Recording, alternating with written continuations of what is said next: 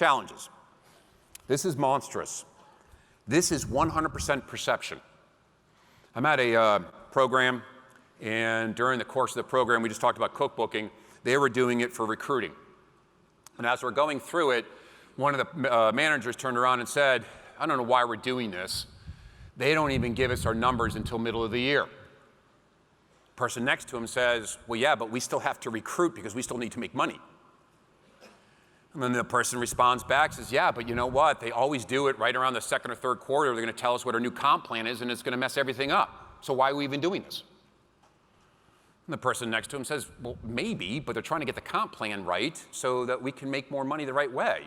And they're getting better every time they do it. So we can't wait for that. We still have to run our businesses. And the person next to him throws the paper on the table, just around tables like yours. This is dumb. So when you get stuck with challenges, when you hear roadblocks in your world, how do you deal with it? Do you actually embrace it, or do you avoid it? How are you with roadblocks? When something happens, do you do this? Say, oh my God, why does it always happen to us? Are you insane? This is like the 5th time. Do you start to bitch and moan a little bit? Or do you sit back and say, and by the way, I'm not talking about a fixed mindset versus a growth mindset. A growth mindset's not saying to themselves, ooh, we got a roadblock, high five, high five. That's not happening. But they don't run from it. So when something hits the wall, they turn around and say, okay, they take a deep breath, they figure it out, and they get to work. So here's a couple of one-liners you may want to write down for your notes if it makes sense. Challenges. When we took a look at challenges, they absolutely test our conviction. They test your conviction to your objectives. Every time you hit a roadblock, it's a challenge. It's actually testing you on how much you're from a conviction standpoint to your end goal. The second thing it tests is your commitment to your behavior. So when you hit a roadblock, maybe you thought you were going to get the deal. I just had it this morning. Glenn, this is not good. What happened? Oh, the big deal I thought was going to happen didn't come in. I'm like, all right, so it didn't come in. He goes, no, you don't understand. This is what it's going to mean. This is this. And we spent literally 30 minutes, him going around and around and around about all the stuff. And I said, can I ask you a question? I said, yeah. I said, so what are you going to do about it? It already happened. So spending more time complaining about it, take that same amount of energy and effort and put it towards effort to move it forward and fix it. Huge change would happen.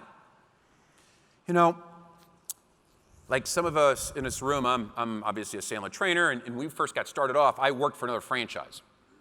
And one of the things that we had to do when we first got started is something called executive briefings. So I fill the room, and then we speak in front of it, and you get some prospects. It's an easy process. Now, I'm living in Queens, just got married. My grandfather, who passed away, I got his car. And just married, couldn't have 2 nickels to rub together. Now, this car had a very unique ability. Besides being free, which was great, the unique ability was that any time that it hit water or hit anything that had to do with condensation in the air, it would turn off. It was great, right? Completely unpredictable. So I'm out there on my suit, got in the car, nothing, panicking, sprint into the apartment, put on my play clothes, go back out to the car and try to figure out if I can make it work. So this is a long time ago. Some of you, probably weren't even born at the time, but you have cell phones now. Back then we didn't. So I call Mark, who, by the way, lives 1 mile from the building that I'm going to be doing this talk at. And Mark's going to be in the room because he's my mentor. I said, Mark, you got to go do the talk for me. I'm not going to make it. And I'm sitting there spewing out on what happened. I got up early, and this was going on with my car. How am I going to do this? This is the end of the world. I worked so hard to fill up the room. And all he said to me was, why are you calling me?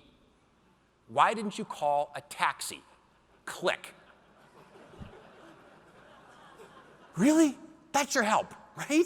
And by the way, it was the best darn thing he'd ever said to me. What the hell are you calling me for? Call a taxi. Click. You know what he taught me? Good, you got challenges. Now fix it and let's get going. So when you have challenges, are you shying away from them, or are you actually looking forward to it? You got to wrap your head around it. Navy SEALs has an easy one-liner. Your body will follow anything that your head can wrap around. Your head can't wrap around it, your body ain't following. Wrap your head around it, your body will follow.